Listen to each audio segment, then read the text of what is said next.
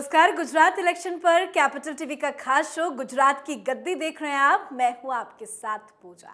गुजरात में होने वाले विधानसभा चुनाव की तारीखों के ऐलान के बाद से ही सभी राजनीतिक पार्टियां वोटर्स को अपनी तरफ करने के लिए जोर आजमाइश कर रही हैं।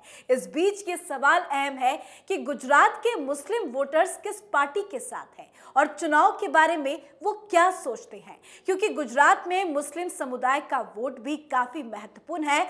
आंकड़ों के अनुसार मुस्लिम मतदाता गुजरात विधानसभा की 35 से 38 सीटों पर चुनावी नतीजों को प्रभावित करने का दम रखते हैं। गुजरात में मुसलमानों की संख्या 9 से 10% है, तो गुजरात का मुसलमान वोटर्स किसके साथ है, आज इसी पर चर्चा करेंगे। बातचीत के लिए मेरे साथ स्टूडियो में मौजूद हैं कैपिटल टीवी के editor in chief doctor Manish Kumar. Doctor साहब, बहुत बहुत स्वागत है आपका। धन्यवाद। गुजरात का मुस्लिम वोटर्स किसके साथ है?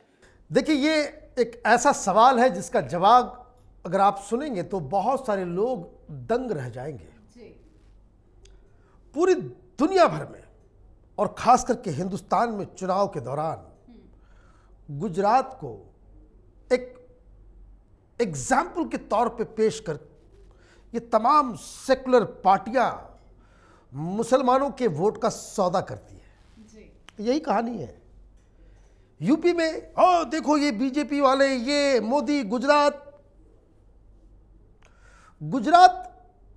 2002 वो एक इंडस्ट्री बन गया सोशल एक्टिविस्टों के लिए, एनजीओ वालों के लिए, पॉलिटिकल पार्टीज के लिए।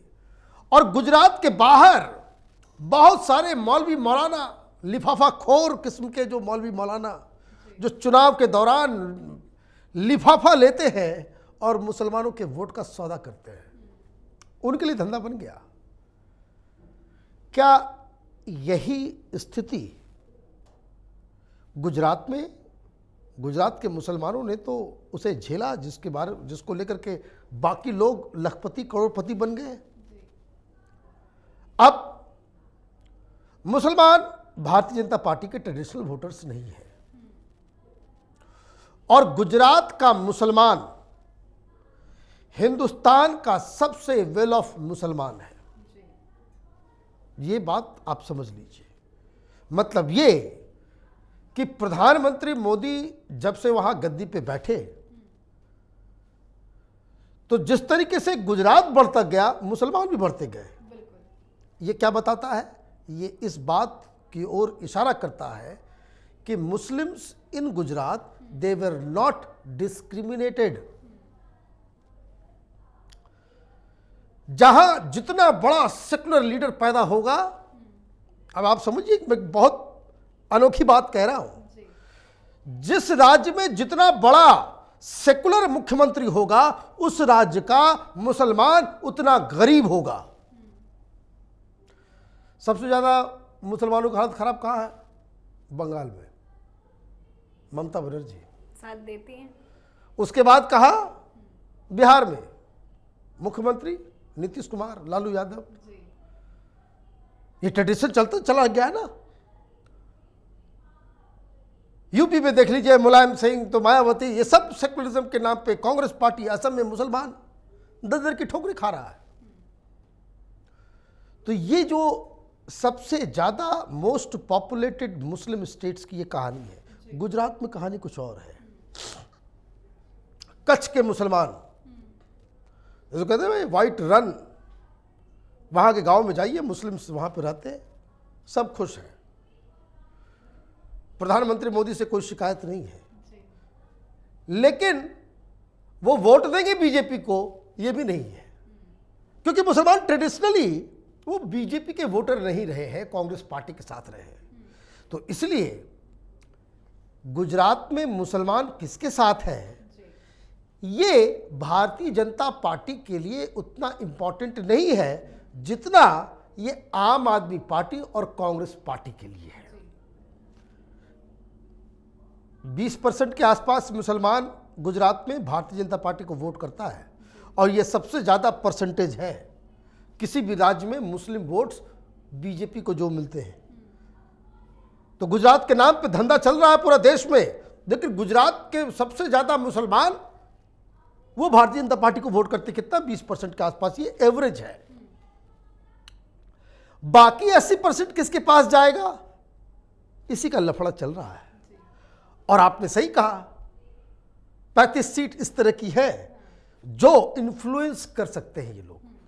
वैसे ज़्यादा ये बंगाल की तरह या सीमांचल की तरह बिहार में या फिर वेस्टर्न यूपी और ईस्टर्न यूपी में जिस तरह से मुसलमानों का जो संख्या है वो 30% के आसपास है, वैसी स्थिति नहीं है। 8 से 10% है। लेकिन हाँ, 182 में 35 सीटें ऐसी है जहां वो इन्फ्लुएंस रखते हैं। तो इस वोट बैंक के ऊपर गिद्ध दृष्टि किसकी है? कांग्रेस पार्टी और केजरीवाल। लेकिन कुछ सीटें ऐसी हैं जहां पे कांग्रेस को मुसलमानों का साथ मिलता है, एक अच्छा खासा वोट बैंक कांग्रेस का है मुसलमानों को लेकर। लेकिन बात अरविंद केजरीवाल की करें तो उन्होंने क्यों नहीं इस मौके को हाथ लगने दिया? हाँ, आपने बहुत सही सवाल किया है। कांग्रेस पार्टी के साथ है ये मुसलमान। अब केजरीवाल के लिए जरूरी था कि आप जो है वहां डेंट करें ताकि वो 30-35 सीटों के ऊपर आप कांग्रेस को भी कमजोर कर सके, और जब आपकी स्थिति मजबूत हो जाए तो आप एक अल्टरनेटिव के रूप में आप करके आए। लेकिन आप एक चीज़ देखिए कि किस तरीके से सारे सर्वे कह रहे हैं कि केजरीवाल जो है 3 से 5 सीट, मतलब वो 35 सीट जो है वहाँ पे कांग्रेस पार्टी को वो डेंट नहीं कर पाए। इसकी वजह मैं बताता हूँ। एक इंटरेस्टिंग रिपोर्ट आई, अब उसकी कहानी सुनिए, बड़ा मज़ेदार है।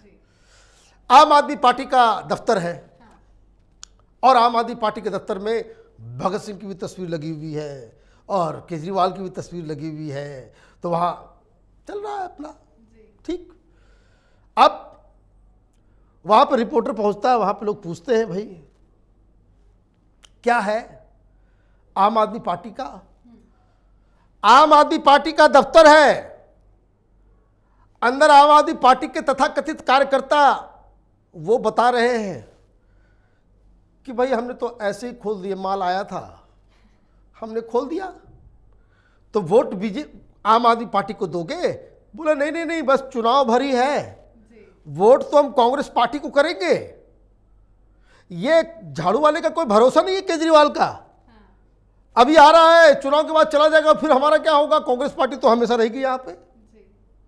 मतलब ये जो तिहाड़ जेल में बैठा हुआ सत्येंद्र जैन और ये जो सुकेश चंद्रशेखर जो कह रहा था माल,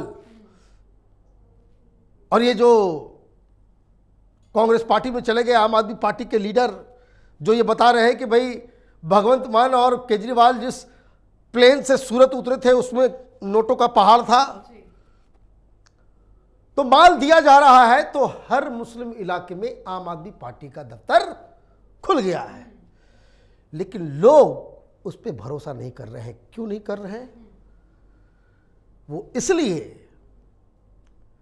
कि केजरीवाल की जिसको कहते हैं कि डबल स्पीक को मुसलमानों ने पहचान लिया। कभी हिंदू का समर्थन करते हैं, कभी हाँ, कभी इनको नोटों में श्री गणेश और लक्ष्मी की फोटो तो चाहिए। ये दोनों काम तो नहीं चलेगा, ये दोनों ही चीजें नहीं चलेगी। और मैं आपको बता दूं, दिल्ली में मैं बात कर रहा था बहुत सारे मौलवी मौलानाओं से, बोला क्या बताए, ये तो पैसे देकर के मुसलमानों का मुंह बंद कर देता है। मौलवी मौलानाओं को जो पैसा देता है पढ़ाने के लिए, इसलिए लोग बोलते नहीं। लेकिन जिस तरह की इसने बातें कर दी कि यूसीसी के भी समर्थन में है, ये नोटों के ऊपर गणेश और लक्ष्मी की तस्वीर खोज रहा है और अपने आप को कट्टर हनुमान भक्त बता रहा है, तिलक लगा रहा है, ये साबित करना चाह रहा कि ये मोदी से भी ज्यादा कट्टर हिंदू है, ये मुस्लिम्स कह रहे हैं।